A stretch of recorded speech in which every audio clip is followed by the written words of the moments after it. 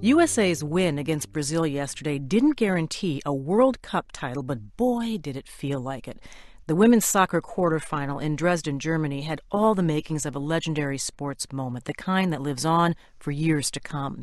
With the match in overtime and Brazil leading by 1, midfielder Megan Rapinoe pushed the ball down the field with little more than a minute left.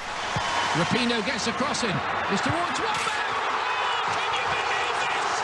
Abby Wombat has saved the USA's life in this World Cup. Abby Wambach headed the ball into the net. With that, the game was tied. The winner would be decided by a series of penalty kicks. The last for the U.S. was taken by Allie Krieger. Can win it for the USA here. And she does! And the USA are into the last four! It's been a near miracle, this, in Dresden. Allie Krieger sealed the U.S. victory, and she joins us now from Dusseldorf. Welcome to the program, and wow, congratulations. Thank you so much.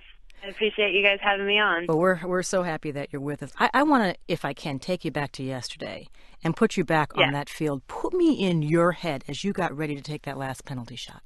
You know, I've gotten asked that many times already, and to be honest, I was just confident in going up there and taking the PK, and honestly, nothing was really going through my mind at that time other than, you know, I have to put this away. All my teammates who took, you know, the 4 other girls who stepped up and rocked the other ones, I felt like I had to do the same. You know, we were just destined to win, and you know, fortunately, I just placed it in the left corner and ended up being successful.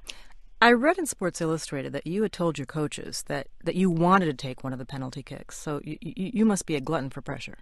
Yeah, correct. I just think, I don't know, in that moment, all of a sudden I felt like the pressure was released for some reason. You know, when I was walking up there, I felt pressured before, but then as I'm walking up, all of a sudden I felt the pressure was taken away, and it was just me and the shot. This was a very controversial game. People are still, hours later, still buzzing about whether the Brazilian player Erica's injury was actually an injury. Some are questioning whether or not she was really hurt. How surprised were you when she got up and bounded off that stretcher and ran back out on the field? Yeah, you know, we all were kind of shocked because it did actually look like she was injured. You know, who knows?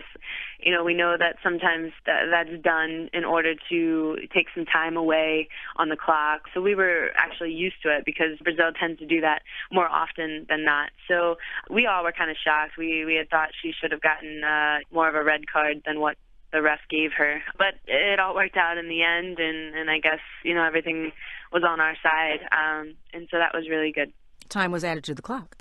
Exactly, and time should have been added to the clock. I mean, fortunately, you know, we had thought, you know, this is crazy. You know, she's just running back onto the field like nothing was wrong. So, you know, we were pretty shocked, but, you know, we didn't let that get us down, and we were pretty focused on what the goal was, and that was to, you know, end up scoring a second to tie it up.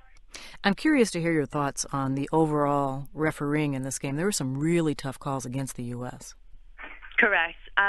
You know, unfortunately, like, I think the refereeing hasn't been, you know, perfect in this tournament.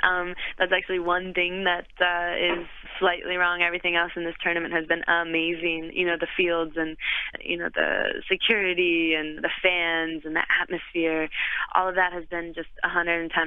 It's amazing. And, you know, the refereeing a little bit yesterday, yeah, you could say it wasn't that great, but once again, we have to deal with these situations, and you know, this is what soccer is about. You know, you also have to deal with, I imagine, a lot of expectations and anticipation. And in some way, do you feel the weight of women's soccer history on your backs when you step out into the field? Yeah, we do.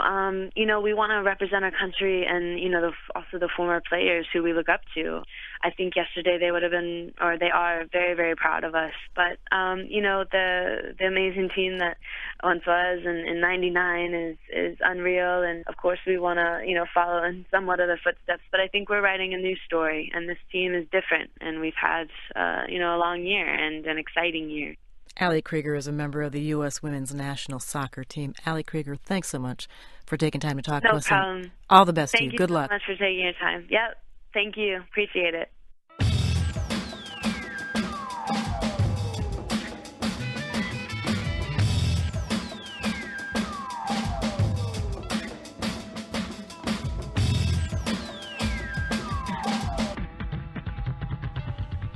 This is All Things Considered from NPR News.